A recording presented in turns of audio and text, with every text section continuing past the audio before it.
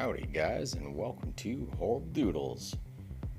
Today I am starting out with kind of a weird snaky-like blob body with an arm sitting there and then a bunch of rib cage poking out.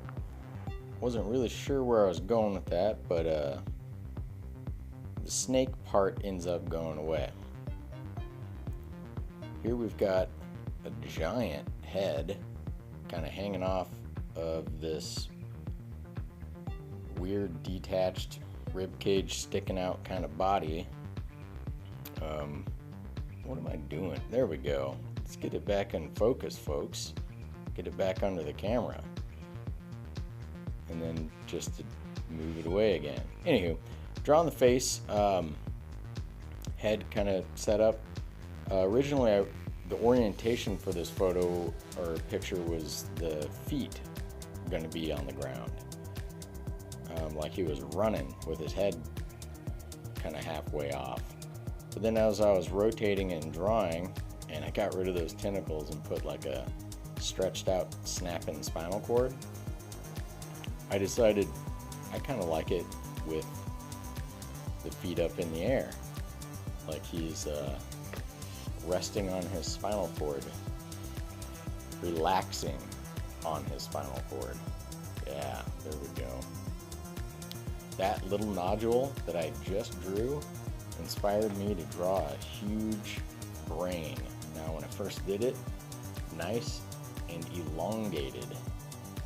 And you know, it's been a while since I've drawn a brain in one of my pictures. So I decided to do a little extra and Google the picture of a brain and just kind of look at it for a little bit and go, what does a brain really look like? It's wrinkly. We all know that. And it's kind of grayish, pinkish, I guess, depending on how much blood flow it's got to it, I would suppose. But anywho, I just, looking at the picture gave me better wrinkles. A lot of people don't want wrinkles, but I want wrinkles. I don't just want any wrinkle though. I want good brain wrinkles. So that's what I got. Spinal cord is kind of weird. I have no idea what that's supposed to look like, but it's there, and the face is taking shape. Kind of do a little bit of tweak to it when I go in with the ink. I always do that though. You never just go with what your pencil has. That would be weird.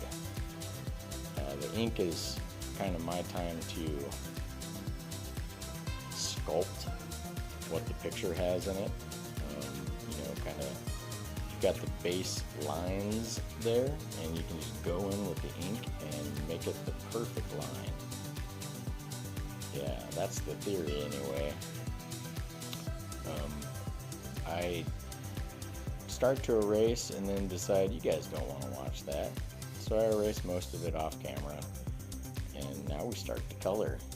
And that's my favorite part of this whole picture, are the colors. I only brought with me, I don't know, 6 markers, so I don't have much option for colors. I got like, in fact, half of those are just like skin tone colors, just so I can blend them together. But I've got some blue, green, yellow, and then the skin tones. I guess I got a pretty deep pink color, so maybe I got 7 markers. I don't know. I could count them, but that's not the interesting part of this story. Anywho, let's get the coloring back at the forefront here. So his guts are like rainbow guts, and I had mentioned that the coloring was my favorite part, and it's because of that. The face, the blue lips and all that, I was going with blue because I figure at this point he's kind of lacking a little bit of oxygen, since it seems he's had his head has been severed. Maybe not the spine part, so he can feel everything, but the arteries and veins and everything seem to be gone.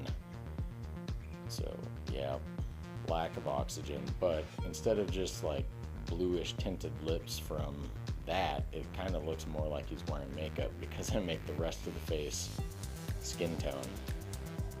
You live and learn. Maybe next time I'll make him have a mostly blue face with like a little bit of pink because it's fading away. I don't know. Or will there even be a next time? Of course there will. I'm trying to do these drawings every day. I mean, inevitably I'm going to miss a day, but so far for the last month I haven't gotten one out as horrible doodles as possible. Some way better than others, but this one is definitely unique. Anywho, oh, I'm doing a little bit of yellow in there. Yeah, I like the way that turned out.